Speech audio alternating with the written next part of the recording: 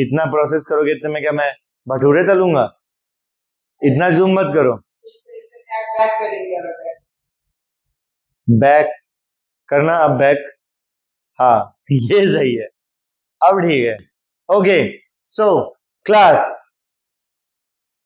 Here I am with a new topic, a fresh topic, जिसमें अगर आपको कहीं भी नहीं मिल रहा है तो ऑफ कोर्स हमारे चैनल पे आप विजिट करें, थोड़ा समझने की कोशिश करें, क्योंकि साइकोलॉजी एक ऐसा सब्जेक्ट है, थंबनेल तो आप पढ़ के आ ही गए होंगे और किस चीज के लिए आ रहे होंगे ये आपको भी पता होगा।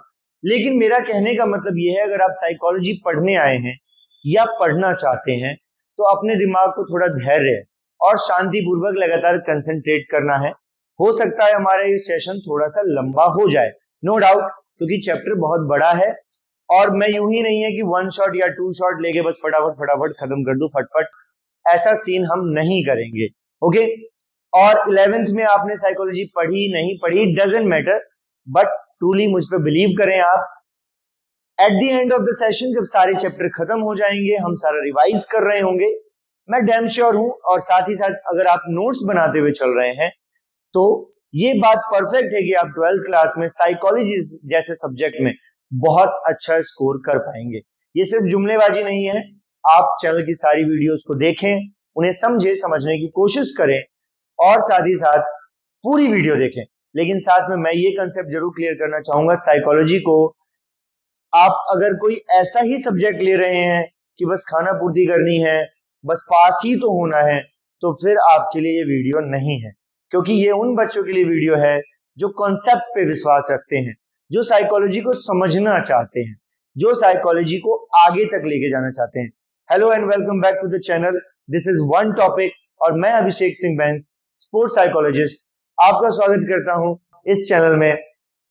इस चैनल में आज का सबसे पहला चैप्टर जो हम पढ़ने जा रहे हैं, this is our first video for class 12th, और यहाँ पे हम वेरिएशन इन साइकोलॉजिकल एट्रीब्यूट्स इसको पढ़ने की पूरी कोशिश करेंगे और आपको समझ में आएगा बेहतरीन। मेरे पीछे स्क्रीन पे कुछ एक माइंड मैप आपको बना हुआ दिख रहा होगा, है ना? होपफुली इस माइंड मैप में आप क्या देख पा रहे हैं, कुछ बेसिक चीजें जो हम इस चैप्टर में देखेंगे, उनके कीवर्ड्स यहाँ पे दिए हुए हैं। आपको यहाँ पे कुछ वर्ड है जैसे पर्सनैलिटी, जिसमें हम ट्रेड्स और टाइप्स के बारे में पढ़ेंगे, साथ ही साथ aptitude, intelligence, fluid and crystallised के बारे में, क्या होता है ये, आपके इंटरेस्ट के बारे में, क्यों किसी एक व्यक्ति का इंटरेस्ट अलग है और किसी दूसरे व्यक्ति का इंटरेस्ट किसी दूसरी चीज में है, आपको ये भी जानने को मिलेगा। हाँ बिल्कुल सही कहा, आप माइंड तो नहीं पढ़ सकते हैं बट किसी की फीलिंग्स को समझ सकते हैं। फीलिंग्स का मतलब कुछ गलत नहीं ले जाना है आपको और किसी और की फीलिंग नहीं समझने लग जानी है, और साइकोलॉजी का इस्तेमाल उन चीजों के लिए नहीं करना है। ओके, पर्सनैलिटी के बारे में पढ़ेंगे और मोरल चीजों को लेके चलेंगे, हम वैल्यूज को लेके चलेंगे। These are our main concepts in this chapter. क्या है नाम चैप्टर का? Variation in psychological attributes. Okay class, so let's get start. Decoding the blueprints of the human mind. इस चैप्टर में बेसिकली हम एनसीईआरटी को गो थ्रू करेंगे। आपके पास एनसीईआरटी की बुक खुली हुई होनी चाहिए, अगर एनसीईआरटी की बुक नहीं है तो फटाफट खोल लें आप सामने और एक साइड कॉपी ले लें ताकि आप नोट्स भी बना सके। सबसे पहले अगर मैं आपको बता दूं, इस चैप्टर में हमारा जो मेन कॉन्सेप्ट होने वाला है वो ये है कि क्यों लोग एक दूसरे से डिफरेंट है, क्यों मैं या आप और आपका दोस्त या कोई महिला मित्र आपसे बिल्कुल अलग है, क्यों दो लोगों की सोच नहीं मिलती है, ऐसा क्यों होता है, इन सब के बारे में, इन सब की खोज आजकल की साइकोलॉजी, जिसे हम मॉडर्न साइकोलॉजी कहते हैं। मेरा क्वेश्चन आपके लिए है, अगर आपने 11th क्लास में साइकोलॉजी को पढ़ा है तो शायद आपको मालूम होगा कि मॉडर्न साइकोलॉजी के फादर किसे कहे जाते हैं। आप इस चीज को कमेंट बॉक्स में मेंशन करेंगे, अगर आपको नहीं पता तो भी आप लिखेंगे, और to be fair next class में जब भी मैं आऊंगा आपको जरूर बताऊंगा कि मॉडर्न साइकोलॉजी के बारे में और क्या होता है, क्या क्या इसके पैरामीटर्स हैं, और साथ ही साथ इसकी शुरुआत कब से हुई है, इन चीजों को भी हम पढ़ने की कोशिश करेंगे।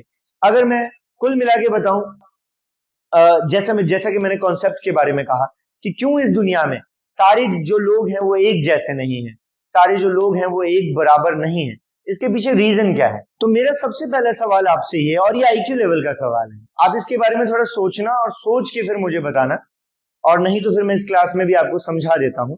आपको एक ऐसी दुनिया के बारे में सोचना है जहां हर कोई सेम है। जैसा आपका बिहेवियर है वैसा ही अगर सबका बिहेवियर, तो क्या हुआ, ऐसी दुनिया आपको पसंद आएगी?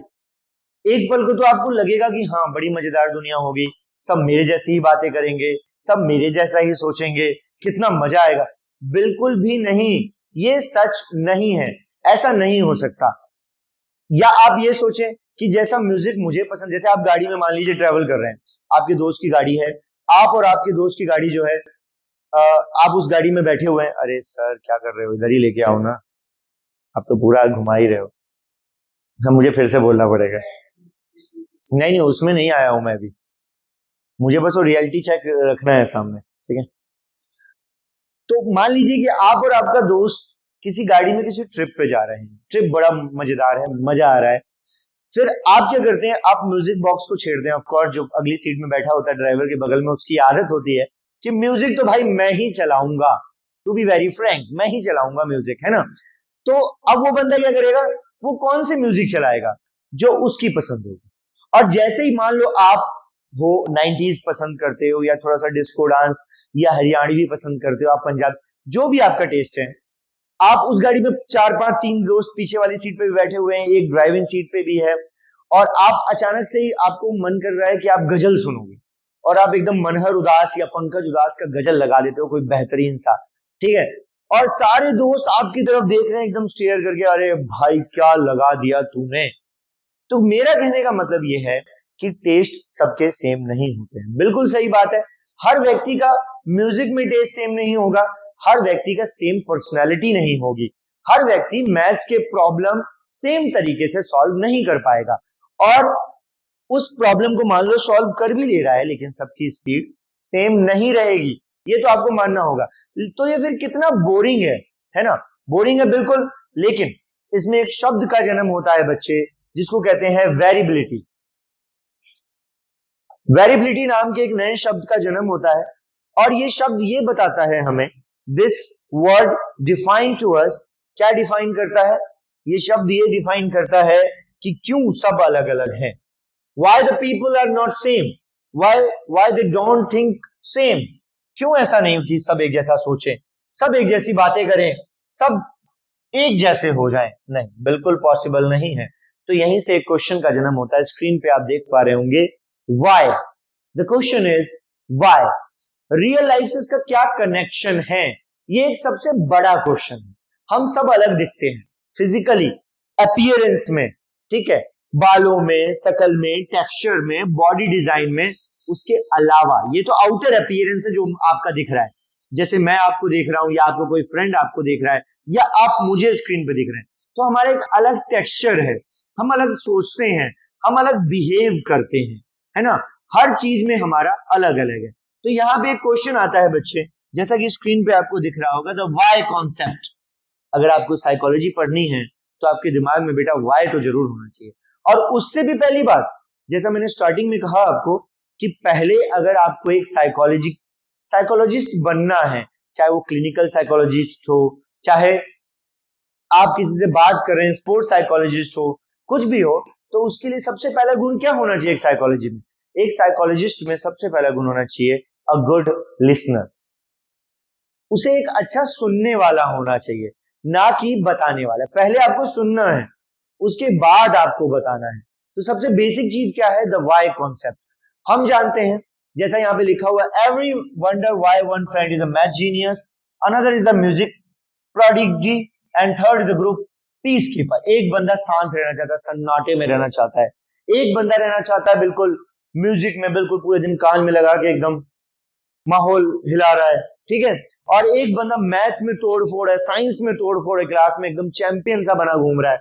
एनसीईआरटी का एक एग्जाम लाइन मैंने यहां आपके लिए बनाया है, और ये कॉन्सेप्ट कहता है कि individual difference refers to distinctiveness and variation, यानी हर व्यक्ति अलग होता है, हर व्यक्ति में एक अलग वैरायटी होती है, ठीक है।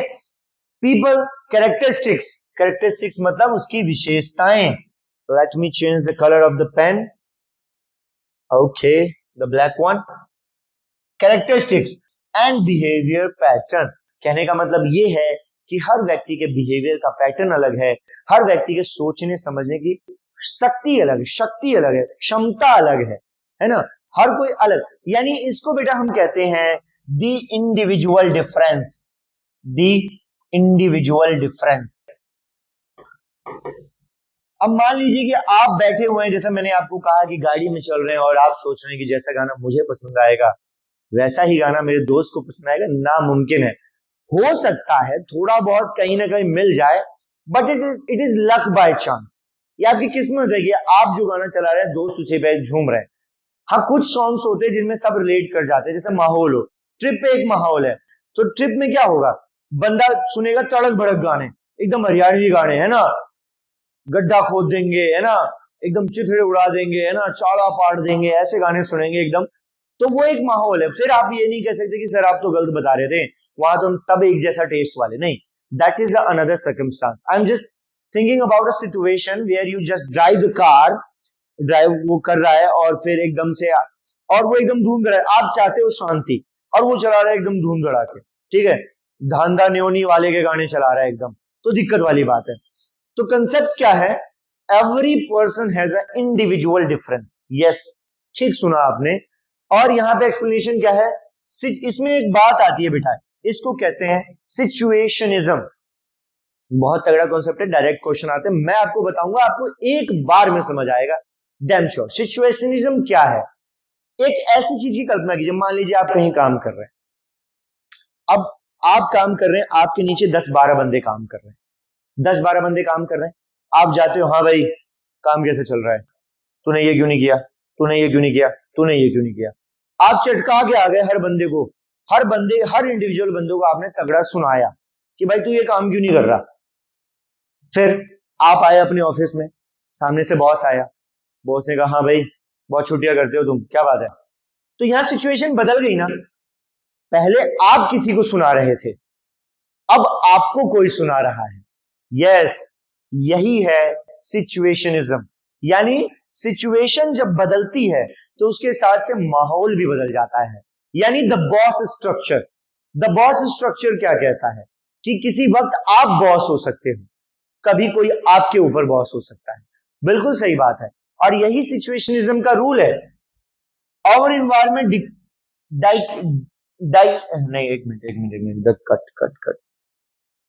डिक्टेट्स, आवर इन्वायरमेंट डिक्टेट्स, क्या डिक्टेट करता है, देन आवर ट्रेड्स। एग्जाम्पल, जैसे मैंने कहा एक एग्रेसिव पर्सन है, वो उसका बिहेव, अब देखो मैंने आपको दो सिचुएशन बनाई, पहली सिचुएशन में आपने जाके अपने एम्प्लॉइज को सुनाया तगड़े में, तो उनका बिहेवियर आपके सामने क्या है, द सबमिसिव बिहेवियर। सबमिसिव का मतलब होता है आत्मसमर्पण कर देना, आत्मसमर्पण मतलब हथियार डाल देना कि मैं कुछ नहीं बोलूंगा, तुम मेरे बॉस हो। ठीक, अब आप सुना के अपने ऑफिस में बैठे हो और इधर से आपका बॉस आ जाता है, फिर तब आपका बिहेवियर क्या होगा, एक तरफ आपका बिहेवियर एग्रेसिव था और दूसरी तरफ आपका बिहेवियर हो गया सबमिसिव। यही है सिचुएशनिज्म। यानी इंसान को अपने आप को सिचुएशन के हिसाब से बदलना होता है, और बदलते हैं हम। आपने देखा होगा कई सारे आपके दोस्त होंगे, आपके सामने बिल्कुल राम राम, पीछे जाके छुरी चला रहे हैं एकदम, है ना। तो इसे कहते हैं सिचुएशनिज्म, और ये गुण है, this is the attribute of human kind. Yes, सही कह रहा हूं मैं, ये इंसान का गुण है, this is the attribute. What is the meaning of attribute, attribute का मतलब होता है बच्चे गुण, और यही तो हमारा चैप्टर है। तो दो चीजें जो अभी हमने समझी, पहला द इंडिविजुअल डिफरेंस, यानी each person has a difference, and second हर बंदा अपने आप को बदलता है। कैसे बदलता है, सिचुएशन के हिसाब से। ठीक है, द नेक्स्ट थिंग, अगली चीज पे आते हैं, द गोल। गोल क्या है, अभी मैंने आपको बताया the psychological attributes. Psychological attributes होता क्या है। अब इस चैप्टर में आने वाले टर्म्स जो हैं उसमें हम पढ़ेंगे कि साइकोलॉजिकल एट्रीब्यूट्स को नापते कैसे हैं, मेजरमेंट कैसे करते हैं। एक चीज जो आपने सुनी होगी, आईक्यू लेवल। आईक्यू लेवल के बारे में सुना होगा आपने। मैं आपको इस चैप्टर में ये सिखाऊंगा कि आईक्यू लेवल कैसे नापते हैं। आप अपने दोस्त का भी नाप सकते हो, कोई बहुत बड़ी बात नहीं है। अरे सर ऊपर ही रहने दो, नहीं नहीं चल रहा है।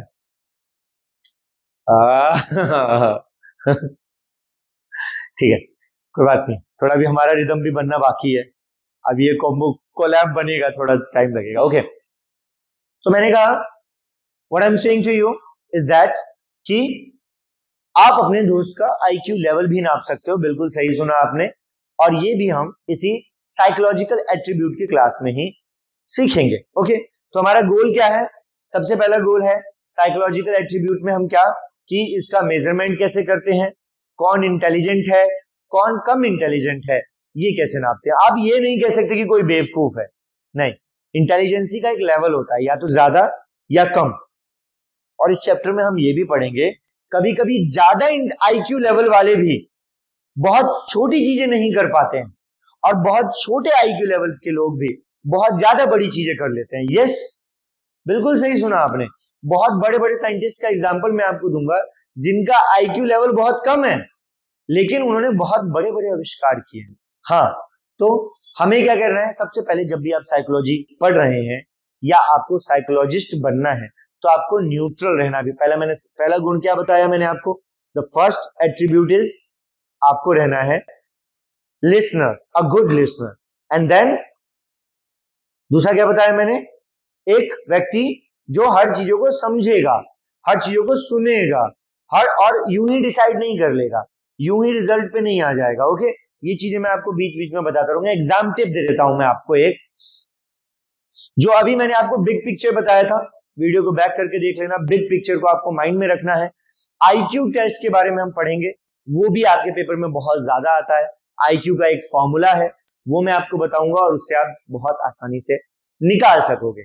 ठीक है, और हाँ एक बात और, कि ये एक बस साइकोलॉजिकल टूल है, इसका इस्तेमाल जो है आप वेरिएबिलिटी नापने के लिए कर सकते हैं, वेराइटीज नापने के लिए कर सकते हैं। बस आप किसी को इससे छोटा बड़ा कमजोर नहीं बता सकते, टू बी वेरी फ्रैंक, ये मैं आपको बता दूं। ठीक है, चलिए आगे बढ़ते हैं, नेक्स्ट पे आते हैं। हमारे सामने नेक्स्ट पे आते हैं, कुछ बेहतरीन और चीजें पढ़ेंगे। अच्छा, उससे पहले एक और दूसरी चीज मुझे बतानी है। दूसरे पेज चीज मतलब दूसरा पेज, उधर उधर।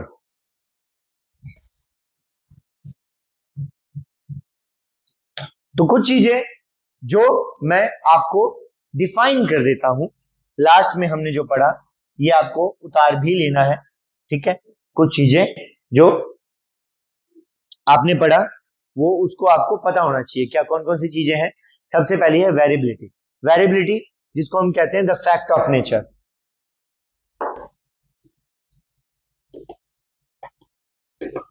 वेरिएबिलिटी क्या है? द फैक्ट ऑफ नेचर है, यानी ये सच है, हर व्यक्ति अलग है, ये आपको मानना पड़ेगा। ओके, अब इसमें दो पार्ट होते हैं। हम किसी व्यक्ति को अलग कैसे बताएंगे? हम व्यक्तियों को अलग बताते हैं दो तरीके से। एक तो जैसा वो दिखेगा बाहर से, जैसा हम फिजिकल बताते हैं अपीयरेंस, है ना, और दूसरा होता है बच्चे जो हमारा सब्जेक्ट है साइकोलॉजिकल। साइकोलॉजिकल डिफरेंस बताएंगे। दो डिफरेंस हम किसी भी व्यक्ति में, इंडिविजुअल में बता सकते हैं, उसके अलावा हर इंडिविजुअल अलग अलग है। अब फिजिकली कैसे बताओगे आप? फिजिकली किसी की हाइट बड़ी या छोटी हो सकती है, तो फिजिकली में हम हाइट बता सकते हैं। ओके, किसी की एज बता सकते हैं, बड़ी या छोटी होगी। उसका कॉम्प्लेक्शन बता सकते हैं बच्चे, कॉम्प्लेक्शन यानी रंग बता सकते हैं, कलर बता सकते हैं। ठीक है, उसके अलावा उसका वजन बता सकते हैं, भारी है, मोटा है, पतला है, ये सब फिजिकल चीजें हैं, ये सब आपको अपीयरेंस देख के पता लग जाएगा। उसके अलावा साइकोलॉजिकल चीजें क्या होती हैं किसी भी बंदे के अंदर? उसकी क्रिएटिविटी, वो बंदा कितना क्रिएटिव है, कितनी चीजें वो कर पा रहा है। और साथ में दूसरा, कुछ बंदे होते हैं ना क्लास में, डोमिनेंट बंदे, दबदबा जमाने वाले, है ना, हर चीज में अपने आप को ज्यादा समझते हैं। ठीक है, फिर तीसरा है इंटेलिजेंस, इसके बेस पे भी हम साइकोलॉजिकल माप सकते हैं, ये आईक्यू लेवल की चीजें हैं। And the fourth one is introversion, इसके बारे में मैं आपको आगे डिफाइन करूंगा। Introversion, introversion. ठीक है, ठीक है, गल पल्ले पै गई। तो आपको दो चीजें देखनी है। पहले तो फिजिकली और साइकोलॉजिकली दो चीजों में हम वेरिएबिलिटी को मापते हैं, फिजिकल एट्रीब्यूट्स को मापते हैं, ये आपको खास ध्यान रखना है, ठीक है, ओके। उसके अलावा एक शब्द जो आने वाला है जिसको कहते हैं ट्रेड्स, ये मैं बता देता हूं आपको, ये आगे बहुत परेशान करेगा। 10th क्लास में इस वर्ड को सबसे पहली बार सुना होगा, आजकल तो 9th में भी आ गया है। ट्रेड्स का मतलब होता है संतान, सेम जनरेशन, ऐसा कुछ कह सकते हैं, ठीक है। तो अगर अलग अलग ट्रेड है तो यानी अलग अलग जनरेशन है, और सब में अलग अलग टाइप के डिफरेंशिएशन, वैरायटीज पाई जाएंगी, है ना। किसी एक व्यक्ति और अलग अलग व्यक्तियों के बीच में जो डिफरेंस होता है उसी को हम कहते हैं इंडिविजुअल डिफरेंस। तो अगला टॉपिक जो है हमारा वो क्या है, दैट इज इंडिविजुअल डिफरेंस। इसको मैं छोटा कर देता हूं, यही बता देता हूं मैं आपको, okay. The next topic is individual difference. जैसा कि थोड़ी देर पहले मैंने आपको बताया कि हर व्यक्ति अलग होता है, हर व्यक्ति की अलग खासियत होती है, ये हम बेसिकली इंडिविजुअल डिफरेंस में देखते हैं, ठीक है। क्यों होती है, कैसे होती है, क्यों लोग अलग हैं एक दूसरे से, है ना। इसके पीछे दो कारण है, एक तो होता है डिस्टिंक्टिवनेस, डिस्टिंक्टिवनेस, और दूसरा है वेरिएशंस। दो बातें, पहली चीज है डिस्टिंक्टिवनेस एंड वेरिएशंस। वेरिएशंस मैंने भी आपको बताया द नेक्स्ट पेज पे वेरिएशंस के बारे में। वेरिएशन और डिस्टिंक्टिवनेस यानी हर व्यक्ति जो है वो किसके हिसाब से, कैरेक्टरिस्टिक्स के हिसाब से अलग अलग होगा, हर व्यक्ति की अलग विशेषता, हर व्यक्ति का कैरेक्टरिस्टिक्स तो अलग है ही है, उसके बिहेव करने का पैटर्न भी अलग है, हर व्यक्ति का बिहेवियर अलग अलग सर्कमस्टांसेस के लिए। अच्छा मैं आपको एक एग्जांपल देता हूं जो कोई जीता जाएगा, आपको अपना कोई चंड दोस्त याद आ जाएगा, कोई आप सोचो कोई दुख का माहौल है, मतलब एकदम गमगीन माहौल है, बिल्कुल एकदम ऐसा माहौल कि जिसमें आंखों से आंसू आ जाए, लेकिन एक, मैं गलत वर्ड का इस्तेमाल नहीं कर सकता लेकिन निकल ही जाता अभी मुंह से, एक दोस्त ऐसा होएगा जिस बदतमीज के दांत निकलने बंद नहीं होंगे, वो भाई कैसा माहौल हो, एकदम बंदा बिल्कुल पागल हो रहा हो, पगलैट हो रहा हो, उसके बाद भी उसकी खिखी खिखी बंद ही नहीं होगी भाई, मतलब उसको मन करता भाई इसको ले जाओ कहीं, इसको जिंदा दफना दो, दलदल में डाल दो इस बंदे को, वो बंदा कहीं भी हंस देता है किसी माहौल में। आप सीरियसनेस बातें कर रहे होगे, आपके पिताजी इधर खड़े हैं, है ना, इधर वो डांट रहे हैं आपको, ठीक है, और वो बंदा जस्ट पिताजी के पीछे खड़ा है और वो खिखी खिखी कर रहा है, मतलब आप अपनी हंसी रोक रहे हैं, वो बंदा फिर भी खिखी खिखी कर रहा है, ऐसे लोग आपको मिल जाएंगे। तो इसका मतलब क्या है, इसका मतलब ये है कि बिहेवियर का पैटर्न अलग अलग होता है, जरूरी नहीं सिचुएशन सेम होने के बाद भी सबका बिहेवियर सेम हो, बिल्कुल भी नहीं है ऐसा, ठीक है। तो ये आपको खास बात ध्यान रखनी है, इसमें क्या है कि डिस्टिंक्टिवनेस जिसमें कैरेक्टरिस्टिक्स और बिहेवियर पैटर्न को देखेंगे, और वेरिएशन दो तरीके से, एक तो फिजिकली और एक साइकोलॉजिकली, ठीक है। थर्ड चीज की बात करते हैं, तीसरी बात करते हैं, इसको तो फिलहाल अभी हम कॉर्नर में कर देते हैं, एक बोर्ड यहाँ पे, यहीं पे समझ लेते हैं। एक थर्ड चीज जो मैं आपको बताना चाहता हूं, दो बातें बता दी मैंने आपको, पहले तो मैंने आपको बताया बच्चे ये वाला, ठीक है, and then second thing is this one individual difference, और थर्ड मैं आपको बताने जा रहा हूं, ये सब किसके अंदर है, साइकोलॉजिकल एट्रीब्यूट के अंदर है, साइकोलॉजिकल एट्रीब्यूट्स के अंदर थर्ड चीज जो हम पढ़ेंगे वो बिहेवियर के बारे में पढ़ेंगे। बिहेवियर दो तरीके से, एक तो पर्सनल ट्रेड्स और एक सिचुएशनल फैक्टर। तो हम पढ़ेंगे बिहेवियर को, बिहेवियर वो भी दो तरीके से, एक तो होगा सिचुएशन के हिसाब से, इंसान का बिहेवियर कैसे बदलता है, कैसे बदलना चाहिए, ये होगा सबसे पहला, और दूसरा होगा पर्सनल ट्रेड्स और सिचुएशनिज्म, इसके बारे में हम देखेंगे। अलग अलग साइकोलॉजिस्ट जो हैं उनके अलग अलग व्यू होते हैं, अब देखो हर साइकोलॉजिस्ट का अपना अपना बैकग्राउंड होता है, उसके सोचने का तरीका होता है, उसके बात करने का तरीका होता है, और वो इन चीजों पे अलग अलग तरीके से आपको बताएगा। हो सकता है मैं कुछ और बताऊं, कोई और साइकोलॉजिस्ट आपको कोई और बताए, ठीक है। It depends on how they think, how they influence the human behaviour. Her psychological का अपना अपना फंडामेंटल होता है कि वो किस तरीके से, देखो जब आप किसी सब्जेक्ट को लगातार पढ़ते रहोगे तो उस सब्जेक्ट का कोई इंपैक्ट पड़ता है आप पे, और वो इंपैक्ट किस तरीके से पड़ता है ये आप पे डिपेंड करता है।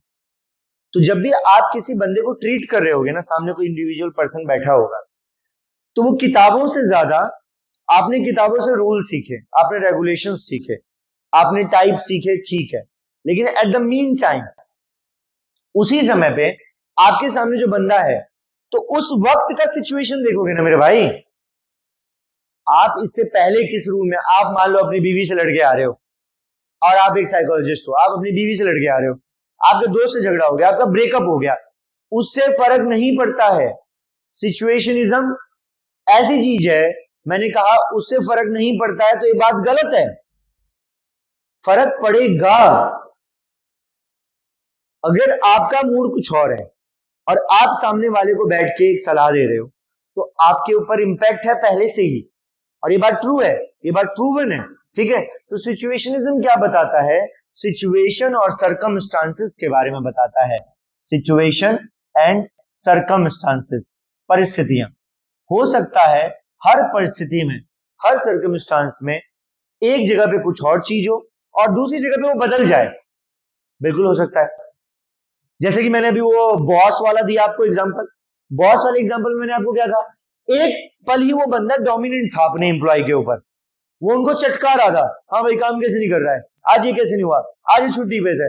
दूसरे ही पल एट द सेम टाइम वो क्या था, वो सुन रहा था, वो किसी के अंडर में था, वो किसी के डोमिनेंस में था, ठीक है। तो ये बात आपको ध्यान रखनी है कि सिचुएशनिज्म क्या देखता है, सिचुएशन और सर्कमस्टांसेस के हिसाब से बिहेवियर को चेंज करना, दैट इज ओके। तो सिचुएशन बहुत पावरफुल है, ये अचानक वक्त बदल जाते हैं, जज्बात बदल जाते हैं, हालात बदल जाते हैं, वो वाला मीम सुना होगा ना आपने, बिल्कुल वही है, बिल्कुल कि एकदम बंदा कुछ और दिखेगा, एकदम कुछ और, बाहर शेर बन रहा है, घर जाके मम्मी के बेलन खा रहा है, ठीक है। सिचुएशन ऑफ कोर्स सच्चाई है ये।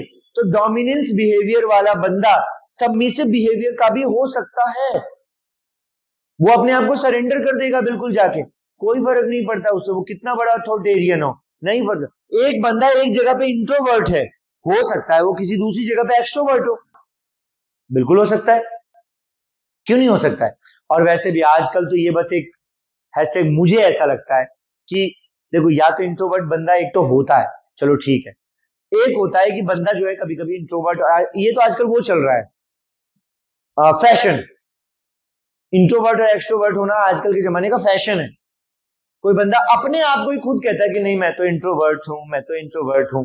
अरे नहीं भाई, दूसरा बंदा देख के आपको बताएगा कि आप इंट्रोवर्ट हो, आप खुद राग नहीं है पे ढोल लेके मैं इंट्रोवर्ट हूं, मैं बात नहीं करता। अरे काहे का इंट्रोवर्ट भाई, ढोल ले रखा है तूने, तू इंट्रोवर्ट थोड़ी है, तू तो एक्सट्रोवर्ट है ना। तो इन चीजों का आपको ध्यान रखना है कि एक जगह हमारी पर्सनैलिटी कुछ और है, दूसरी जगह हम कुछ और है। जैसे as a teacher I am here और आई हैव एन रिस्पॉन्सिबिलिटी कि मैं कितना बढ़िया पढ़ा सकता हूँ। तो मेरा अभी देखो कमरे में कोई नहीं है, एक बंदे को छोड़ के, ठीक है, जो मैनेज कर रहा है चीजें, ओके। और तो मतलब यहाँ मेरा माहौल अलग है ना, यहाँ मैं किसी और मूड, लेकिन ऐसा नहीं कि दूसरे वक्त में जब मैं यहाँ की चीजों को संभालता हूँ, जब मैं इस पूरे देखता हूँ, तो फिर मैं एज अ बॉस बिहेवियर, फिर मेरा बिहेवियर अलग हो जाता है ना। तो एक चीज आप क्या समझे कि आपका बिहेवियर बदल सकता है सर्कमस्टांसेस से। अब बेटा सर्कमस्टांसेस कैसे काम करेगी, सर्कमस्टांसेस काम करेगी किसके हिसाब से, दो फैक्टर्स होते हैं, इंटरनल और एक्सटर्नल।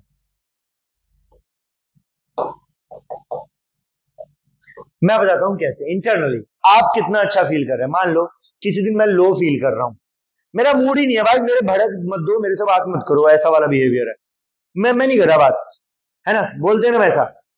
फिर दूसरे दिन हम ऐसा सेम बंदे के साथ नहीं कर सकते, हम जाके बोलते यार सॉरी यार उस दिन मूड खराब था, माफ कर देना, फिर मैसेज टाइप करते हैं सॉरी, फिर कुछ इमोजी इमोटिकॉन्स भेजते हैं, है ना, सॉरी सॉरी सॉरी कर रहे हैं हम, है ना, बिल्कुल। तो ये मैं क्या आपको बता रहा हूं, दिस इज कौन सा फैक्टर है? मान लो मेरी तबीयत खराब है, मैं बीमार हूं, तो मेरा वैसे ही मूड सेट का रहेगा, यार सर दर्द हो रहा है भाई, बोलने का मन नहीं करेगा। एक तो ये फैक्टर हो गया। दूसरा फैक्टर हो गया, मेरे को लॉस हो गया एक्सटर्नल, किसी के कारण धोखा मिल गया है ना, किसी ने चीट कर दिया है, छोड़ के भाग गई है डैश, ठीक है, फिल इन द ब्लैंक्स, कोई भी।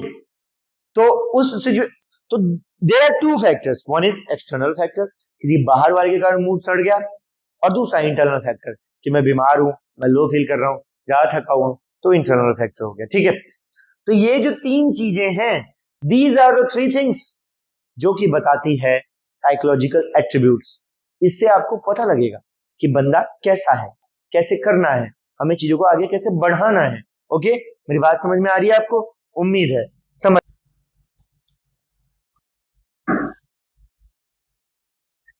तो बच्चे, इंटरनल और एक्सटर्नल फैक्टर आपको बहुत बेहतरीन तरीके से समझ आ गए होंगे, ऐसा उम्मीद है। थोड़ा सा और एलोबरेट कर देता हूं इसको मैं।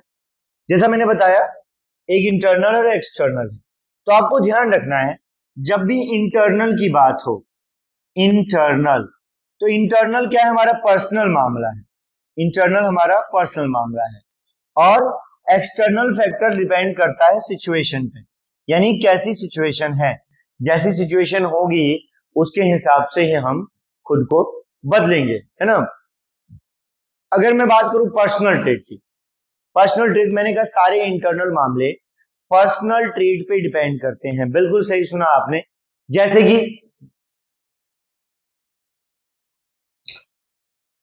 किसी का शाई होना, तो ये क्या है? उसका पर्सनल ट्रेट है, ठीक है।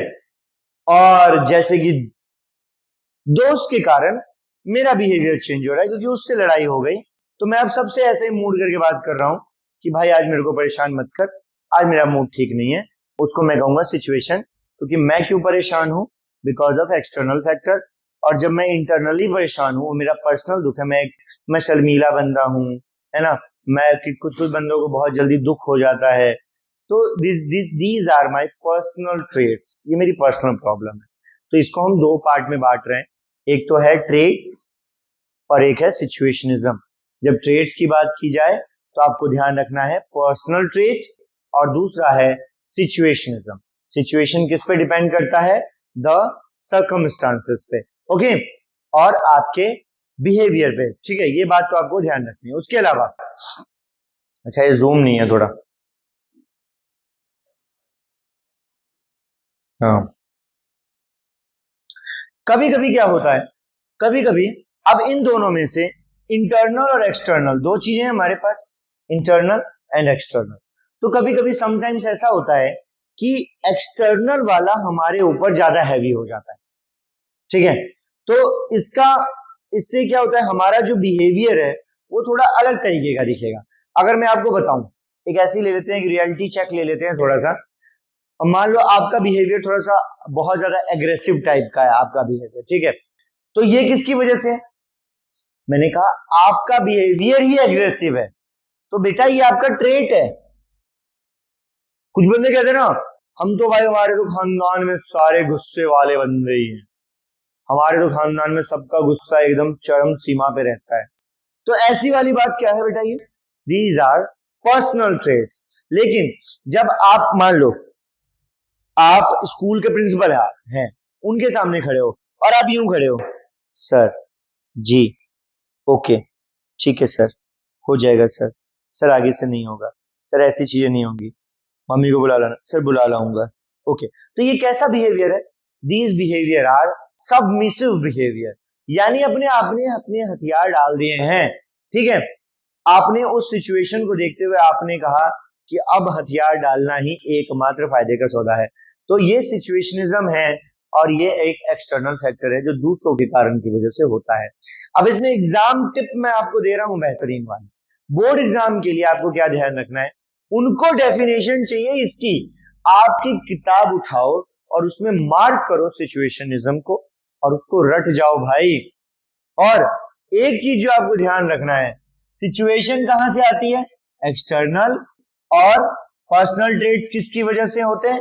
इंटरनल, यानी आपके बिहेवियर में। ओके, अब हम कुछ नई चीजों के बारे में पढ़ने जा रहे हैं। Yes, something new. इसको तो हम बाद में पढ़ेंगे, पहले ये वाला मैं मिटा देता हूँ। आप पीछे करके इसका स्क्रीनशॉट लेना, मैं थोड़ा साइड खड़ा हो जाता हूँ। ठीक है, screenshot of this the physical and psychological variability में जो हमने पढ़ा था। ओके, इसका आपने स्क्रीनशॉट ले लिया होगा। तो राइटिंग तो मेरी वैसे ही माशाल्लाह हो रही है बोर्ड पे। ना समझ में आए तो जो मैं बोल रहा हूँ ना उसी को लिख लिया करो, ठीक है। थोड़ा सा ऐसा हो जाता है, हर बच्चे की राइटिंग, मैंने बोला ना जज नहीं करना, हर बच्चे की राइटिंग जरूरी नहीं है राइटिंग से आप किसी को जज कर लो, ठीक है। राइटिंग से जज नहीं करना होता। अभी मैं बताऊंगा कि किन किन चीजों से जज नहीं करना है किसी को, आप एकदम हक्के बक्के बहुत चक्के रह जाओगे। Okay, now we are going to talking about our new topic, yes, assessments. Assessment कैसे करेंगे इसको तो भाई साहब को हम बाद में भी पढ़ लेंगे, पर अभी जो हमारे सामने बेहतरीन टॉपिक है वो है असेसमेंट ऑफ पीएज। पीएज क्या है? पीएज इतनी देर से वही तो बता रहा हूं, हमारे चैप्टर का नाम ही है बच्चे पीए, साइकोलॉजिकल असेसमेंट। ठीक है, इसके बारे में पढ़ेंगे। इसके क्या पढ़ रहे हैं हम? क्या पढ़ रहे हैं हम इसके? हमारा new topic assessment.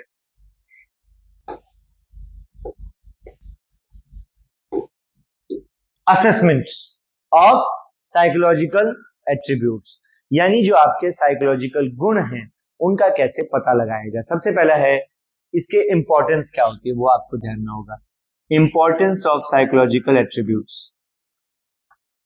Importance of psychological attributes. क्या इंपॉर्टेंस है लाइफ में? ओके, क्या इंपॉर्टेंस है?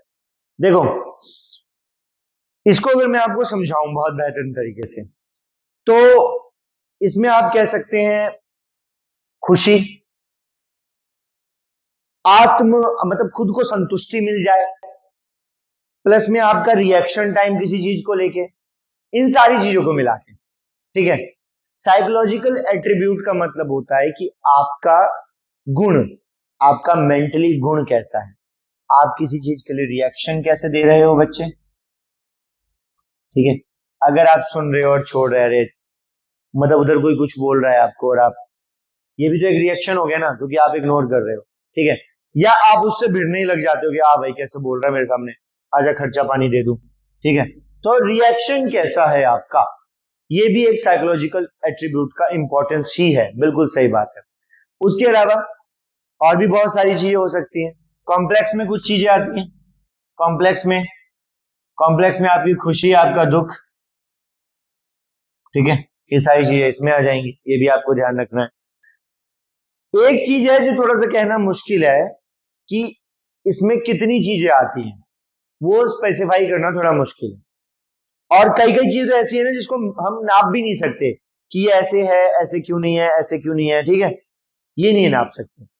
तो साइकोलॉजिकल एट्रीब्यूट में मैंने आपको बता दिया, साइकोलॉजिकल एट्रीब्यूट में एक तो रिएक्शन टाइम और दूसरा आपका कॉम्प्लेक्स।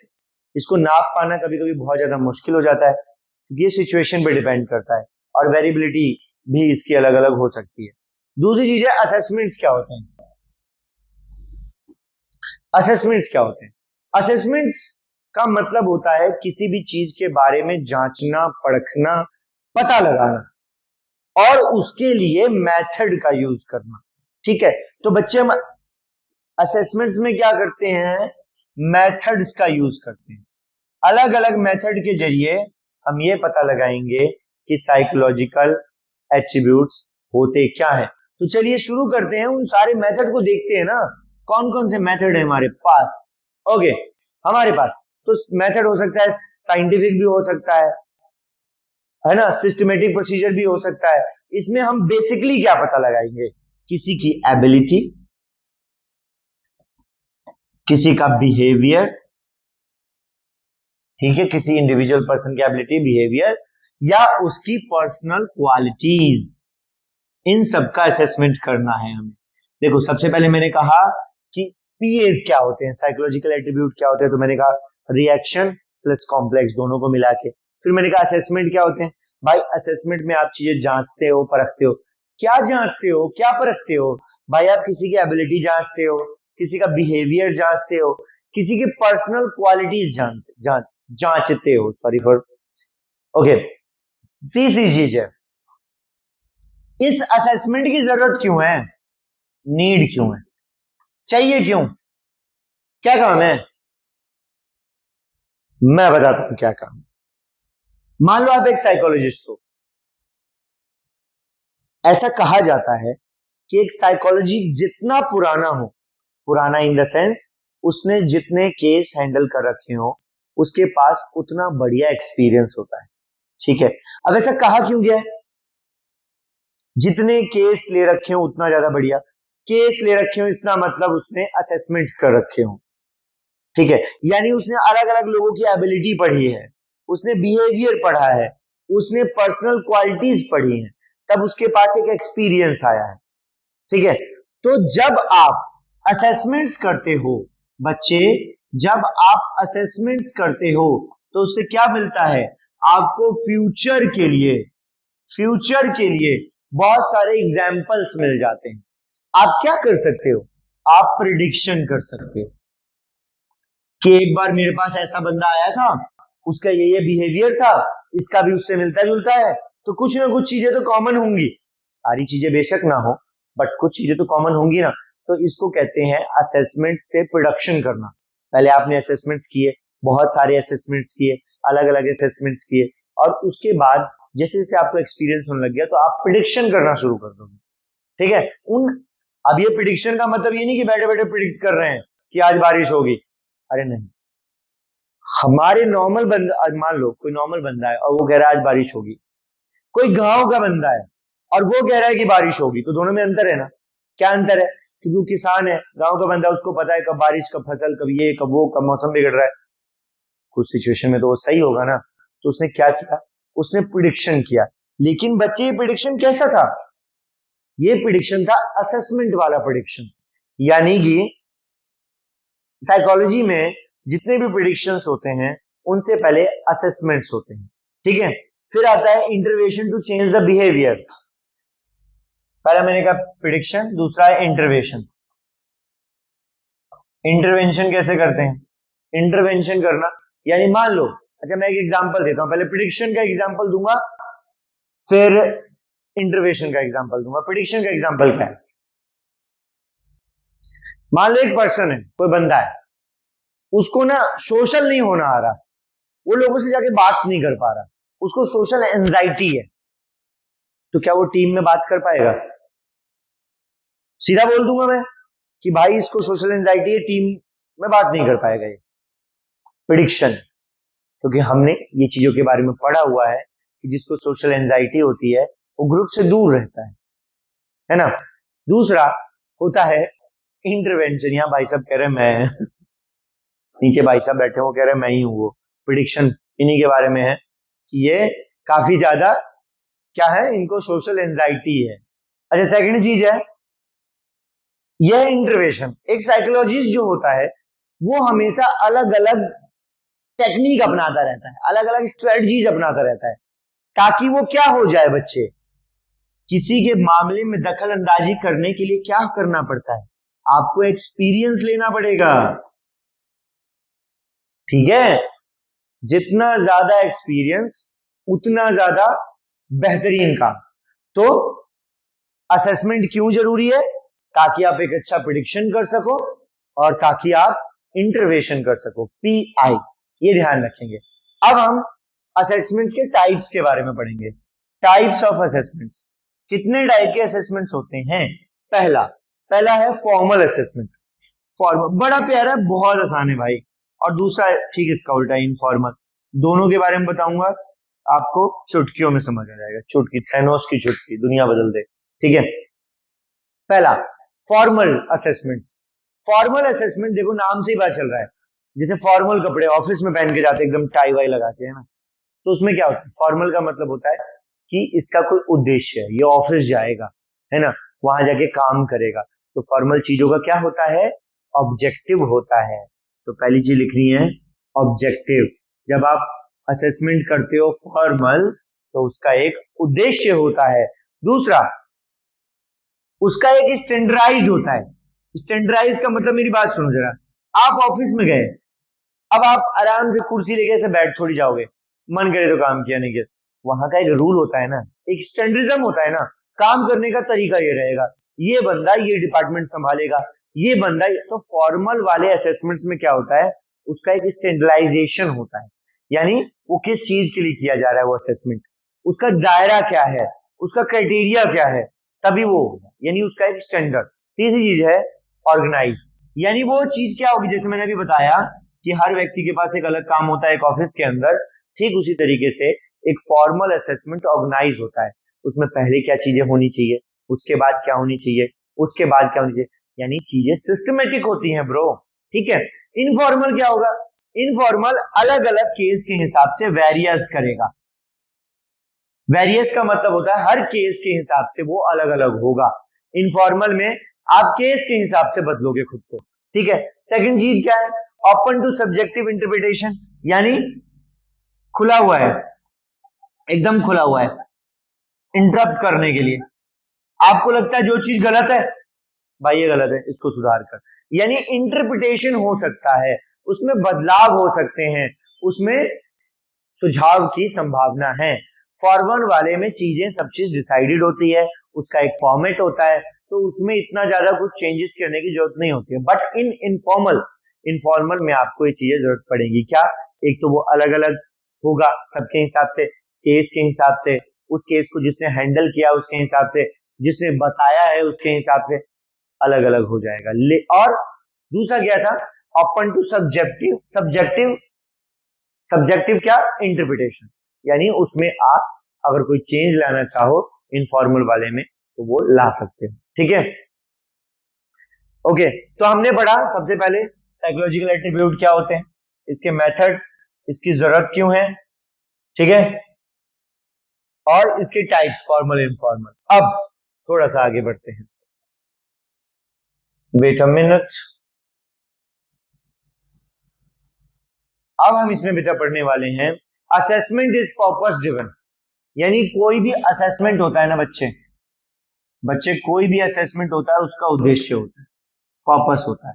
बिना पर्पस के कोई भी असेसमेंट नहीं हो सकता। तो दो चीजें आपको ध्यान रखनी है किसी भी असेसमेंट के लिए, पहला है एट्रीब्यूट और दूसरा है मेथड, उसका गुण और उसके मेथड कौन से यूज किए गए हैं और उसका गुण क्या है, ठीक है, ये आपको ध्यान रखना है। जैसे कि मैं एक एग्जांपल देता हूं, जैसे मान लो कोई बंदा है, अब उसका एकेडमिक परफॉर्मेंस जो है कैसा हो सकता है, कोई बंदा इंटेलिजेंट हो सकता है, कोई डल हो सकता है। जॉब प्रोफाइल कैसी हो सकती है, जॉब प्रोफाइल में क्या मांगते हैं, उस बंदे की पर्सनैलिटी। कैरियर में क्या मांगते हैं, कैरियर में बंदा कितनी अपॉर्चुनिटी को ग्रैब कर सकता है, या उसका उस चीज में इंटरेस्ट है या नहीं है, ठीक है। तो ये चीजें हैं, ओके। तो ये हमने असेसमेंट्स क्यों करते हैं साइकोलॉजी में, इसको हमने पढ़ा। अब हमारा this is the most important topic, the big 5 domains. Yes yes yes, अब ये बहुत जरूरी है, ये पेपर में बेटा आएगा, लिख के ले लो। हाँ लिख लो। अब वीडियो मेरे को दोबारा टैग कर देना ना आया तो, ये बात मैं आपको बता रहा हूं, इसका नाम है द बिग 5 डोमेन। मेहनत कर रहा हूं मैं फालतू की, ऐसे करके ऐसे कर दूंगा, ठीक है। अब हम बात पढ़ने जा रहे हैं 5 डोमेन्स। यहां मैं इस पेज को जूम कर देता हूं, आपको दिखेगा, होपफुली आप स्क्रीनशॉट लेना चाहो आप ले सकते हो। और ये बनाया कैसे, हमने प्रॉम्प्ट लिख के बनाया है भाई, आजकल प्रॉम्प्ट का जमाना है। ये है कि आप कितना अच्छा प्रॉम्प्ट लिख सकते हो उतनी अच्छी स्लाइड्स बन जाएंगी आपकी, आप भी कोशिश कर सकते हो। उधर नोटबुक एलएलएम का मार्क है, ठीक है। खैर इसके लिए आपको सब्सक्रिप्शन लेना पड़ेगा नोटबुक एलएलएम का। 5 डोमेन, ओके। ये 5 डोमेन पीएज में, पीएज यानी हमारा शॉर्ट फॉर्म साइकोलॉजिकल एट्रीब्यूट में बहुत जरूरी है। ये 5 डोमेन क्या है बच्चे, ये है आपकी वैल्यूज, ठीक है, वैल्यूज है। थोड़ा नीचे कर लेता हूं इसको मैं, wait a minute, yes like this. तो आपके पास क्या क्या है बच्चे, आपके पास वैल्यूज है, पर्सनालिटी है, ओके, इंटरेस्ट है, एप्टीट्यूड है और इंटेलिजेंस है। ये 5 चीजें किसी भी साइकोलॉजिस्ट के लिए और किसी भी डोमेन के लिए बहुत इंपॉर्टेंट है। अगर आपको डायग्नोस करना है, किसी का पता लगाना है, तो आपको इन 5 के बारे में पता होना चाहिए। सबसे पहले वैल्यू से शुरुआत करते हैं। वैल्यू क्या है? Enduring belief about an ideal mode of behaviour, यानी कि आपको ये पता लगाना कि उस बंदे का बिहेवियर कैसा है। They set standard for guiding actions, enduring belief about ideal conduct, ये वैल्यूज होती हैं। दूसरा है हमारे पास पर्सनैलिटी, एंड्योरिंग बिहेवियर कैरेक्टरिस्टिक, यानी उसके बिहेवियर ऐसा क्यों है। ठीक है, मूडी है, स्टेबल है, गुस्से वाला है, डोमिनेंट है, सबमिसिव है, किसी के अंदर रह सकता है, काम कर सकता है, कोई चिल्लाता रहता है, कोई शांत रहता है, ये उसकी पर्सनैलिटी का कैरेक्टरिस्टिक्स है, वो उसकी वैल्यूज थी। ठीक है, अब थर्ड पे आते हैं हम, वो है इंटरेस्ट, प्रीफरेंस फॉर एक्टिविटी। कई कई लोग अलग अलग तरीके से प्रीफरेंस देते हैं किसी भी काम को करने में। जैसे कोई भी व्यक्ति, कोई भी आप ऐसा काम ले लो, कोई भी एक्टिविटी ले लो, जैसे कुछ बच्चों को काम दिया हमने, तो वो ड्राइंग का ही काम दिया, तो उनको ड्रॉ करने का तरीका अलग होगा। ठीक है, या कोई भी काम, या किसी चीज को सीखने का काम, या आपने कोई इंपॉर्टेंट काम दिया। अब जैसे मान लो मैं इसी कमरे को किसी व्यक्ति को साफ करने को दूं, तो हो सकता है कि कुछ ऐसे व्यक्ति भी हो जो इधर से स्टार्ट करें, कुछ ऐसे व्यक्ति जो उस कोने से स्टार्ट करें, कोई वैसे व्यक्ति हो उस कोने से, कोई कहे कि धूल है पहले पानी छिड़क देता हूं, कोई कहे कि पंखा बंद करके साफ करते हैं, कोई कहेगा एसी। इसका मतलब हर व्यक्ति का इंटरेस्ट हर जगह पे अलग अलग होता है। साइकोलॉजिस्ट इस तरह, देखो ये है क्या, ये हम पढ़ क्या रहे हैं, ये हम पढ़ रहे हैं किसी को डायग्नोस करने से पहले आपको क्या क्या जानना है। पहला उसकी वैल्यूज, दूसरा उसकी पर्सनैलिटी कैसी है, तीसरा उसका इंटरेस्ट कैसा है, वो पहले क्या करता है बाद में क्या करता है, चौथी चीज दी एप्टीट्यूड, वो किसी चीज को कैसे सीख सकता है। ये सबसे तगड़ी चीज है। मतलब अगर आपको किसी का साइकोलॉजिकल असेसमेंट करना है, तो आप उसका एप्टीट्यूड देखेंगे। कैसे देखेंगे? कि वो किसी स्किल को कितने अच्छे से सीख पा रहा है। एक इंडिविजुअल किसी भी, उसके अंदर पोटेंशियल क्या है, किसी स्किल को सीखने के लिए उसके अंदर पोटेंशियल क्या। जैसे मैं उसे कोई काम दे दूं कि ये ले भाई, इस नाव को मैंने ऐसे करके बना के दिखाया है, इसका जहाज ये रहा, अब इसको तू बना के दिखा। अब उसका इसमें इंटरेस्ट है या नहीं है, इससे क्या पता लगेगा? एप्टीट्यूड। आपने देखा होगा गवर्नमेंट एग्जाम में टेस्ट भी होता है, एप्टीट्यूड टेस्ट, एप्टीट्यूड टेस्ट, ये सब आ गया है ना। इससे क्या पता चलेगा? उसका पोटेंशियल पता लगेगा। अगली चीज है इंटेलिजेंस। ये तो भाई ग्लोबल कैपेसिटी बोलो आप इसे। ग्लोबल कैपेसिटी क्यों बोलोगे? क्योंकि दुनिया इसी पे, तो आजकल हर कोई, तेरे में कितना इंटेलिजेंस है, तुझ में कितना इंटेलिजेंस है, उसमें कितना इंटेलिजेंस है, इसी को नापते रहते हैं। और इसके लिए अलग अलग रिसोर्सेज का यूज करते हैं, अलग अलग रिसोर्सेज का, इंटेलिजेंस के लिए अलग अलग रिसोर्सेज का इस्तेमाल करते हैं। तो ये वो 5 चीजें थी या हैं जो बहुत जरूरी है। तो रियलिटी चेक मैं बता दूं आपको कुल मिला के क्या है। देखो इसको थोड़ा सा रिलेट करते हैं अपने रियल लाइफ से, रियल लाइफ से हटते हैं, रियल लाइफ पे आते हैं। जैसे मान लो कैरियर चूज करना है आपको, कि आपको अपनी जिंदगी में करना क्या है। ठीक है, तो हर व्यक्ति का अलग अलग होता है, हर व्यक्ति का अपना एक फंडामेंटल रूल होता है, हर व्यक्ति का एप्टीट्यूड अलग होता है, हर व्यक्ति की पर्सनालिटी अलग होती है, हर व्यक्ति की एक वैल्यू होती है, हर व्यक्ति का एक इंटरेस्ट होता है, और हर व्यक्ति का एक इंटेलिजेंस होता है। तो आप इसको याद कैसे रखेंगे? देखिए 2 वर्ड आई वाले, आई आई पीवी एपीवी। इसका चलो मैं कुछ बताऊंगा आपको, नेक्स्ट क्लास में इसका एक ट्रिक बता दूंगा, अभी बन रहा है क्या। PV I I A,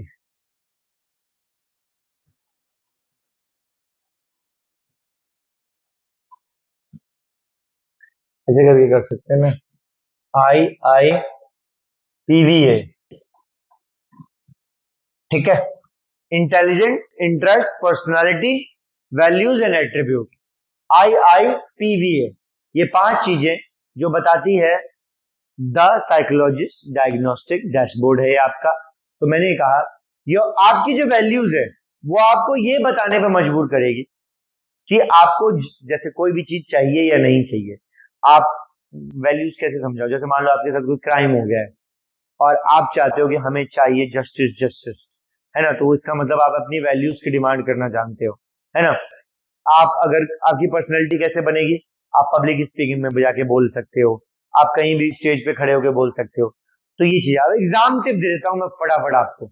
exam tip क्या है, आपको एप्टीट्यूड और इंटरेस्ट में बिल्कुल कंफ्यूज नहीं होना है।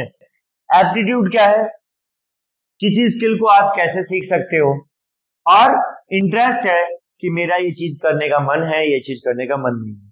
इंटरेस्ट कभी एप्टीट्यूड नहीं होता। एप्टीट्यूड आपकी स्किल्स होती है, इंटरेस्ट आपका मन होता है भाई, ठीक है। जिस चीज को आप सीख सकते हो बहुत अच्छे से वो एप्टीट्यूड है, और जिस चीज में आपका मन लग रहा है वो इंटरेस्ट है कि आप क्या करने का मन कर रहा है। Okay, let's go to next topic. Okay, यहाँ बोर्ड पे कुछ और चीजें हैं, पहले मैं उसको देख लेता हूं। असेसमेंट के मेथड है, साइकोलॉजिकल टेस्ट कर सकते हो, आप किसी का इंटरव्यू कर सकते हो, case study, observation, self report. Yes, यही है हमारा नेक्स्ट टॉपिक। इसको हम कहते हैं द टूल किट। देखो बेटा, मैं बताऊं सीधी बात आपको, मान लो आपको पता चलेगा कि आपको क्या क्या करना है, आपको क्या क्या करना है, ठीक है। ये आपको डायग्नोस करना है किसी बंदे में, किसी बंदे का इंटेलिजेंस, एप्टीट्यूड, इंटरेस्ट, पर्सनालिटी और वैल्यू, IIPVA, IIPVA, ठीक है। तो आपने ये चीज पता करनी है, पर कैसे करोगे, करोगे कैसे, इसके लिए कुछ औजार तो चाहिए ना। एक बक्सा, अब मान लो बिजली बनाने वाला मिस्त्री आ गया, हाँ भाई बताओ क्या ठीक करना है, तो अपनी जेब देख रहा है, तो कह रहा है अरे यार टेस्टर तो लाया नहीं, प्लास तो लाया नहीं, पेचकस तो लाया नहीं, स्क्रू ड्राइवर तो लाया नहीं, अब कैसे क्या करूंगा, पेज कैसे खोलूंगा बोर्ड के। तो यानी इन 5 चीजों का असेसमेंट करने से पहले आपके पास कुछ टूल किट होनी चाहिए। ये टूल किट साइकोलॉजी आपको प्रोवाइड करता है। इन टूल किट्स का यूज करके आप ऊपर दिए गए 5 चीजों को असेस कर सकते हो। इसमें कौन कौन सी चीजें, इसमें है सबसे पहला साइकोलॉजिकल टेस्ट, इसी में है बीच में, इसको जूम करो, ये देखो कोने में लिखा हुआ डब्बे में अंदर, और जूम करो, और करो,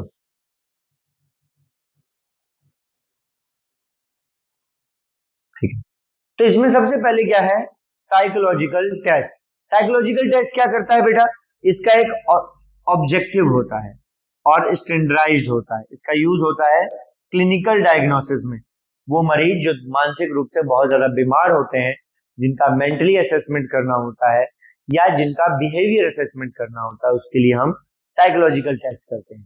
दूसरा है इंटरव्यू।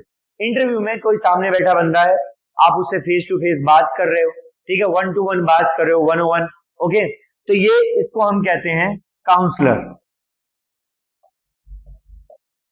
काउंसलर या job selection. Job selection counsellor, या क्लाइंट आता है कोई, क्लाइंट टू क्लाइंट बात करते हैं साइकोलॉजिस्ट, तो वो ये इंटरव्यू वाला है। तीसरा है किसी केस के ऊपर स्टडी करना। केस के ऊपर स्टडी करना यानी कोई एक टॉपिक लिया, किसी एक बंदे के बारे में लिया और उसके बारे में गहनतम अध्ययन किया, बिल्कुल डेप्थ में चले गए, घुस गए बिल्कुल एकदम कि ये हो कैसे रहा है, कैसे हुआ कैसे हुआ, ठीक है। पूरा एक बंदे के बारे में जब आप बात करते हो ना, तो वो केस स्टडी वाला रूल हो जाता है, ठीक है। ये क्लिनिकल प्रोफाइल्स के लिए होता है खाली। अगला है ऑब्जर्वेशन।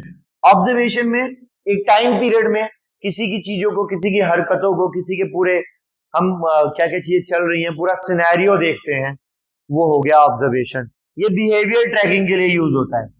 फिर आता है सेल्फ रिपोर्ट। फिर उसके बाद जब हम सारी चीजें कर लेते हैं तो उसके बाद अपना ओपिनियन भी डालते हैं।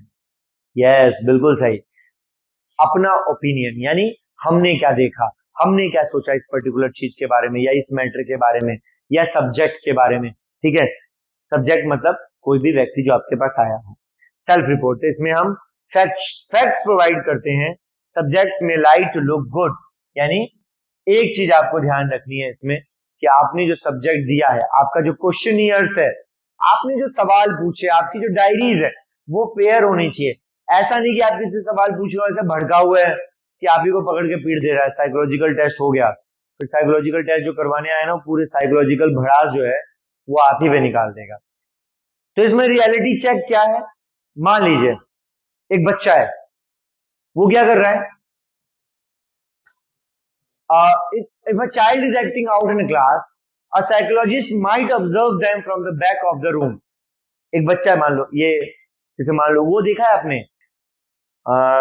मूवीज में होता है कि एक शीशे का कमरा होता है और उसके अंदर ना बंदा बैठा होता है, क्रिमिनल, और उसके सामने पूछताछ करने वाले बैठे होते हैं और एनालाइज करने वाले बाहर खड़े होते हैं, और उस बंदे को पता नहीं है कि बाहर शीशे के बहुत सारे लोग खड़े हैं, तो वो बंदे एनालाइज कर रहे हैं। ठीक ऐसा ही होता है साइकोलॉजिकल एनालिसिस। इसमें क्या होता है, मान लो क्लासरूम है, एक क्लासरूम में एक बच्चे का बिहेवियर नोट करना है, तो बाहर से खड़े होकर कुछ बंदे देख रहे हैं, ठीक है, बैक ऑफ द रूम से, या पेरेंट्स का इंटरव्यू चल रहा है तो देखा जा रहा है, चाइल्ड स्टैंडर्डाइज्ड साइकोलॉजिकल टेस्ट चल रहा है, तो ऐसी चीजों के समय में ये सारी चीजें काम आती है। इसमें क्या है कि आपको psychological test, interview, case study, observation और लास्ट में आपको अपना सेल्फ रिपोर्ट भी देना है। ओके ओके, अभी 10 मिनट बाकी है ना। ओके, तो क्या होता है, देखो अब आप जब ये सारा असेसमेंट्स का मेथड अपना रहे हो तो आप क्या कर रहे हो, इस समय पे आप एक ऑब्जर्वर हो, आप चीजें देख रहे हो, और देखने वाले को हमेशा कंट्रोल होना चाहिए सिचुएशन पे। कि मान लो आपने कोई एक सामने व्यक्ति बैठा है जिसको थोड़ा सा साइकोलॉजिकल इश्यू है, जिसका फैमिली प्रॉब्लम है, थोड़ा बहुत सारी उसकी जिंदगी में उठक पटक चल रही है, और आपका कोई एक ऐसा सवाल आ जाता है जो उसको डिस्टर्ब कर दे, वो उठ के भाग जाएगा, ये भी हो सकता है। तो इसमें आपका क्या फर्ज बनता है कि आप कैसे उसको शांत करोगे, कैसे उसको फेवरेबल कंडीशन दोगे, ठीक है, कैसे उसका माहौल क्रिएट करोगे ताकि आपको चीजें शेयर कर सके, है ना।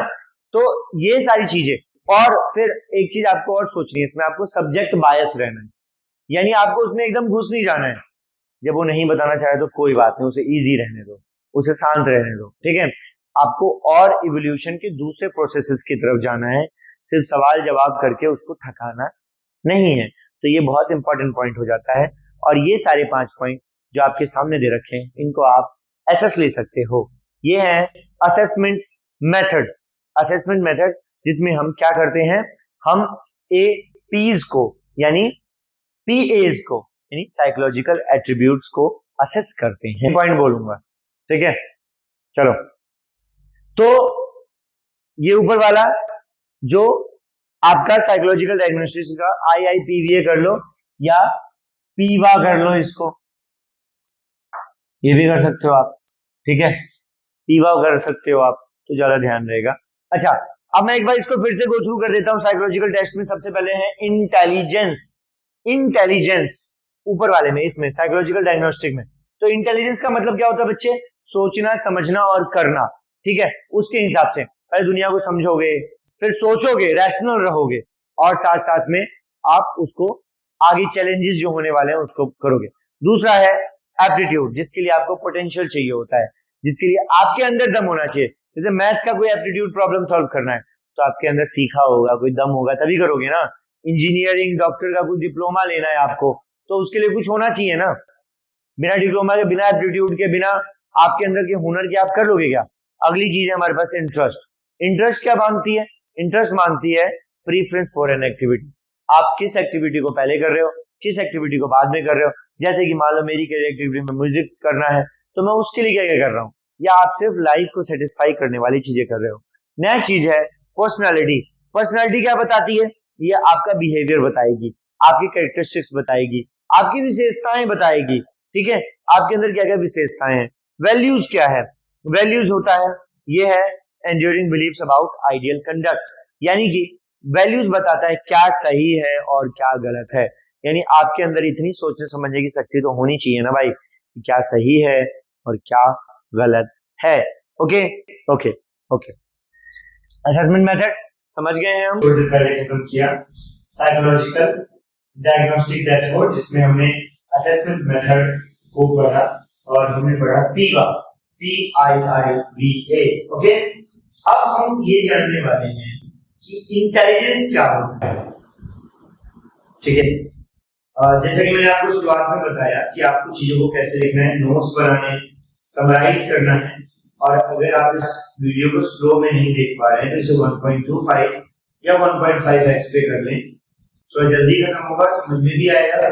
इवन दो और फिर भी अगर नहीं आता है तो थोड़ा स्लो करके चले, क्योंकि ये वो सब्जेक्ट नहीं है जो आप समझ रहे हैं। इसमें पहले कुछ चीजों को समझना भी है, साथ में पेपर में लिखने के लिए रटना भी है, दोनों ही काम करने हैं। तो अभी जो हमारा टॉपिक है वो है डिफाइनिंग इंटेलिजेंस। ठीक है, इस इंटेलिजेंस में पहले ये पढ़ने से पहले मैं आपको कुछ बेसिक चीजें बता देता हूं। हर एक अलग अलग डोमेन के हिसाब से इंटेलिजेंस का मतलब अलग अलग है, इंटेलिजेंस के मायने अलग अलग हैं। कैसे, वो हम देखते हैं। Intelligence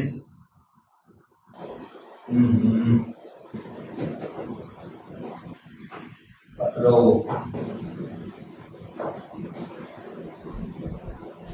yes, intelligence. इंटेलिजेंस सबसे पहले देखेंगे बाय ऑक्सफोर्ड। ऑक्सफोर्ड जानते हैं, ऑक्सफोर्ड डिक्शनरी। ऑक्सफोर्ड क्या कहता है? एक चीज होती है प्रिसीविंग, ठीक है, लर्निंग, अंडरस्टैंडिंग या जानना। आपके अंदर किसी चीज को जानने की कितनी पावर है? Power of perceiving, power of understanding कहते हैं। आप किसी चीज को, किसी बात को, किसी टॉपिक को कितनी आसानी से समझ लेते हैं, ये ही इंटेलिजेंस होता है। ऐसा किसने कहा है? This is said bye Oxford dictionary. Second में जो है हमारे सबसे बेहतरीन scientist Alfred bayonet. Alfred bayonet क्या कहते हैं? अल्फ्रेड जी कहते हैं इंटेलिजेंस क्या है? इसका जवाब उन्होंने दिया कि पहले तो किसी चीज को फॉर्मुलाइज करना। फॉर्मुलाइज करने का मतलब है पहले उसे आपको अच्छे से जज करना, समझना है और उसका रीजन जानना है, यानी फॉर्मुलाइज करना है। फॉर्मुलाइज करना है, जज करना है, ठीक है, ये कहते हैं अल्फ्रेड बायनेट। तीसरे आते हैं हमारे फेमस डेविड भाई साहब। डेविड वेक्सलर कहते हैं कि आपको इस चीज पे फोकस करना है, यानी जब भी आपको डिसीजन ले रहे हैं तो उसमें आपको रेशनल रहना है, एक तरफा फैसला नहीं लेना है, एक तरफ नहीं जाना है। थिंक रैशनली, यानी आपको दोनों तरफ का सोचना है, दोनों पक्षों के बारे में सोचना है, हर तरीके से उसको जानना है। ये इसी को इंटेलिजेंस है। उसके बाद नेक्स्ट आते हैं हमारे पास, नेक्स्ट है हमारे गार्डनर। ये आजकल के मॉडर्न से गार्डनर और उनके साथ हमेशा साथी हाथ बढ़ाना, स्टर्नबर्ग। गार्डनर, स्टर्नबर्ग और गार्डनर क्या कहते हैं? इनका तो भाई साहब अलग ही थ्योरी चलती है, इनका तो सीन ही अलग है। ये कहते हैं कि इंटेलिजेंट इंडिविजुअल जो होता है ना, वो कभी भी डोंट जस्ट, वो सिर्फ इन्वायरमेंट को अडॉप्ट नहीं करता, उसके अलावा इन्वायरमेंट को अडॉप्ट तो करता ही करता है, साथ ही साथ प्लस का सिंबल बना दिया है मैंने, साथ ही साथ वो उसे मॉडिफाई भी करेगा और उसे शेप भी देगा। यानी मान लो कि कोई एक ऐसा बंदा है जो किसी जगह पे गया, पहले उसने उन चीजों को समझा, उसके बाद उसके मन से लगे कि ये चीज ऐसे होनी चाहिए, ये चीज ऐसे होनी चाहिए, ये चीज ऐसे होनी चाहिए, तो वो थ्योरी भी इंटेलिजेंस की थ्योरी है। तो ये इंटेलिजेंस की डेफिनेशन अलग अलग साइंटिस्ट और डिक्शनरी के हिसाब से मैंने आपको बताया है। अभी आपको क्या ध्यान रखना है, एक बात, इंटेलिजेंस क्या है? अगर मैं आपसे पूछूं तो आपसे क्या, किसी को पढ़ पाना क्या इंटेलिजेंस है? इंटेलिजेंस कभी ऐसे नहीं नापा जा सकता। मान लो आप कहोगे हमारी क्लास में जी एक बच्चा है, उसके 99% आते हैं जी, ये 95 से 99% वाले के इंटेलिजेंट होते हैं? बेटा मैं इंटेलिजेंट नहीं बोल रहा, मैंने कहा इंटेलिजेंस। ऐसा हो सकता है, मे बी ऐसा हो सकता है, मैंने कहा कि किसी बच्चे के 99% आए और वो किसी ऐप से ट्रेन टिकट ना बुक कर पाए, या फिर किसी होटल मोटल में जाके रूम बुक ना कर पाए या चीजों के जवाब सही से ना दे पाए, तो हम इंटेलिजेंस को इस बेस पे नहीं देखते हैं। तो फिर किस बेस पे देखते हैं? अब हमारे नए टॉपिक में जिसमें हम ये पढ़ेंगे थ्योरीज ऑफ इंटेलिजेंस क्या है और ये कैसे काम करता है। उम्मीद है कि आपको ये समझ में आया होगा इंटेलिजेंस की डेफिनेशन कैसे, ये आपको समझ में आया होगा। ठीक है, अब हम इसकी थोड़ी थ्योरीज देख लेंगे और थोड़ा जो यहाँ पे चीजें रखी उसको मैं एक बार आपको बता देता हूँ। ठीक है, बैक करके दोबारा से स्क्रीनशॉट ले लेना। इसमें ऑक्सफोर्ड भी है, बाइनेट भी है, एविक भी है, स्टर्नबर्ग भी है। ये सारे जरूरी है जब भी आपसे इंटेलिजेंस के बारे में पूछा जाएगा। ठीक है, ठीक है, थोड़ा साइकोलॉजिकल थिंकिंग करो, जल्दबाजी के चक्कर में मत लो। जल्दी चीजें अक्सर नुकसान देती है। Very good, okay. हमारे सामने इंटेलिजेंस को नापने के दो अप्रोचेस हैं। इंटेलिजेंस को नापने के हमारे सामने दो अप्रोचेस, पहला है साइकोमेट्रिक अप्रोच और दूसरा है इंफॉर्मेशन प्रोसेसिंग अप्रोच। कैसे नापा है? इसमें साइकोमेट्रिक में और इंफॉर्मेशन आईपी अप्रोच में इन दोनों में फर्क है। इसका फोकस बेटा होता है the structure of intelligence views intelligence as an aggregate of ability, a single index IQ level. इससे निकलता है एक वर्ड आईक्यू लेवल। ठीक है, दूसरा है how an intelligent person acts, study the cognitive process underlying problem solving. ठीक है, अब इन दोनों में मैं आपको एक मकान की एग्जांपल समझाऊंगा। जैसे एक मकान है, एक बिल्डिंग है, वो बनी कैसे है? वो बनी है ईंटों से। ठीक है, पहली चीज है वो ईंटों से बनी, तो सबसे पहले आपको मालूम होना चाहिए बनी कैसे, यानी ब्रिक्स से बनी। तो ब्रिक्स मतलब साइकोमेट्रिक अप्रोच। और दूसरा है कि वो बिल्डर उसका कौन, इस तरीके से आप समझिए, यानी मुझे ये इंफॉर्मेशन चाहिए कि इसको बनाया किसने, तो वो इंफॉर्मेटिव प्रोसेसिंग। थोड़ा सा और इजी बना देता हूं, लग रहा होगा डिफिकल्ट। देखो, साइकोमेट्रिक अप्रोच जो है उसको स्ट्रक्चर अप्रोच भी कहते हैं। स्ट्रक्चर ये इंटेलिजेंस नापने का तरीका है, मैं पहले बता दे रहा हूं। स्ट्रक्चर, इसको हम स्ट्रक्चरल अप्रोच के नाम से भी जानते हैं। इसमें क्या चीजें, सबसे पहले क्या चीजें गैदर की जाती है? साइकोमेट्रिक अप्रोच में किसी भी बंदे की एबिलिटी को गैदर किया, उसके अंदर कितनी क्षमता है, कितनी कैपेबिलिटीज हैं, कितनी एबिलिटीज हैं। इसके लिए intelligent performance expressed as a single index of cognitive abilities, यानी उस बंदे की जितनी भी एबिलिटीज होगा उसका मैं एक इंडेक्स तैयार करूंगा। वो सारी चीजें साइकोमेट्रिक अप्रोच में आती है। ठीक है, जिसे हम ब्रिक्स कहते हैं, कुछ चीज बनी कैसे। दूसरा है हमारे पास इंफॉर्मेटिव प्रोसेसिंग अप्रोच, यानी आईपी अप्रोच, जो पूरी तरीके से, देखो जिस तरीके से साइकोमेट्रिक एबिलिटीज पे है उसी तरीके से आईपी अप्रोच बिहेवियर पे काम करता है। अब मान लो मैंने माना कि कोई बंदा इंटेलिजेंट है, तो आईपी वाला ये कहेगा कि भाई वो बंदा जो इंटेलिजेंट है वो इंटेलिजेंट कैसे है, और इंटेलिजेंट बंदा एक्ट कैसे करता है, वो किसी प्रॉब्लम को सॉल्व कैसे करेगा, उस प्रॉब्लम को सॉल्व करने का उसका बिहेवियर यानी उसका प्रोसेस क्या होगा, पहले वो क्या करेगा, बाद में वो क्या करेगा, कौन से तरीके अपनाएगा। जैसे हमारा कोई दोस्त है, पढ़ने में बहुत अच्छा है, हम उसके पास जाते हैं, भाई पेपर बनाएंगे, भाई को टिप्स बता देगा पेपर में अच्छे नंबर लाने के लिए, भाई को ट्रिक बता देगा, भाई तू कैसे पढ़ता है। तो जब कैसे पढ़ता है उसकी इंटेलिजेंस नापने के लिए मैंने क्या पूछा उससे, आईपी अप्रोच लगाया कि भाई तू कैसे पढ़ता है, यानी प्रोसेस बता दे भाई, तेरा बिहेवियर बता दे भाई। ये क्या है, आईपी अप्रोच है। और दूसरा है हमारा साइकोमेट्रिक अप्रोच, जिसमें हम उसके अंदर किसी इंटेलिजेंट बंदे के अंदर क्या एबिलिटीज होनी चाहिए, कैसे काम करेगा वो, तो उसका पूरा एक इंडेक्स बनाते हैं। ठीक है, ठीक है। अब इसमें हॉट क्वेश्चन क्या बनता है, if a test simply calculate your math score, अगर किसी टेस्ट में आपके मैथ का स्कोर पता किया गया है तो कौन सा अप्रोच यूज हुआ? ऑफ कोर्स मैथ का स्कोर क्या बताता है कि आपके अंदर कितनी एबिलिटीज हैं, और एबिलिटीज क्या है, साइकोमेट्रिक अप्रोच। इसके अलावा मैं इसके अंदर कुछ चीजें लिखवा दे रहा हूँ जो बहुत इंपॉर्टेंट है आपके लिए। कुछ चीजें लिख लो, बहुत ज्यादा इंपॉर्टेंट है। बैक करके स्क्रीनशॉट ले लेना, मैं इसको मिटा रहा हूँ, बहुत ज्यादा मैंने कर दिया, इसका कर लिया।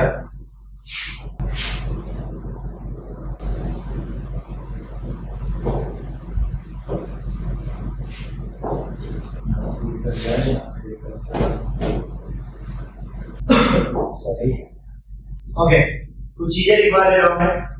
तो जो चीजें एबिलिटीज बेस्ड हो वो साइकोमेट्रिक, और जिसमें आपको प्रोसेस के बारे में पता करना हो, पता है वैसे, वो आईपी अप्रोच है। ठीक है, इंटेलिजेंस नापने के दो अप्रोच है। अब इन दोनों में कुछ चीजें इंक्लूडेड होती है, उसके बारे में बात करेंगे। सबसे पहली चीज है यूनिक फैक्टर थ्योरी। इसमें हम यानी सिंगल यूनिक फैक्टर थ्योरी पढ़ते हैं, उसमें नहीं पढ़ते हैं, उसमें मल्टीपल वाली थ्योरी होती है। फिर उसके बाद इसमें हम सेकंड चीज पे टू फैक्टर थ्योरी, ये भी आपको लिख लेना है। ठीक है, थर्ड नंबर पे आएगा पहला होगा यूनिक यानी सिंगल, यूनिक का मतलब सिंगल, फिर टू फैक्टर थ्योरी, फिर primary mental abilities theory, primary mental abilities theory. ये लिखना है, हमारा इंपॉर्टेंट है।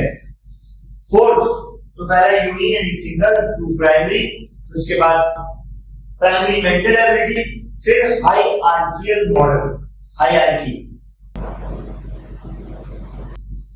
हाईरार्कियल मॉडल। हाईरार्की होती है ना, वो एक के ऊपर एक, एक के ऊपर एक, एक के ऊपर एक, है ना। फिर आता है इंटेलेक्ट मॉडल यानी इंटेलेक्ट मॉडल। ये सारी थ्योरीज और मॉडल हम पढ़ते हैं साइकोमेट्रिक अप्रोच। वहीं दूसरी तरफ मल्टीपल इंटेलिजेंस थ्योरी पढ़ते हैं, मल्टीपल इंटेलिजेंस थ्योरी, इसमें पढ़ते हैं पहला। दूसरा मल्टीपल इंटेलिजेंस का मतलब होता है बहुत सारे टाइप्स। फिर हम पढ़ते हैं ट्राइआर्किक थ्योरी, सबके बारे में आगे पढ़ोगे आप। ट्राइआर्किक इंटेलिजेंस नापने के लिए ट्राइआर्किक थ्योरी। थर्ड है आपके पास पास मॉडल, बहुत इंपॉर्टेंट, पेपर में पूछा जाने वाला सबसे तगड़ा क्वेश्चन आगे आएगा, पास मॉडल। ठीक है, PASS, पास का मॉडल।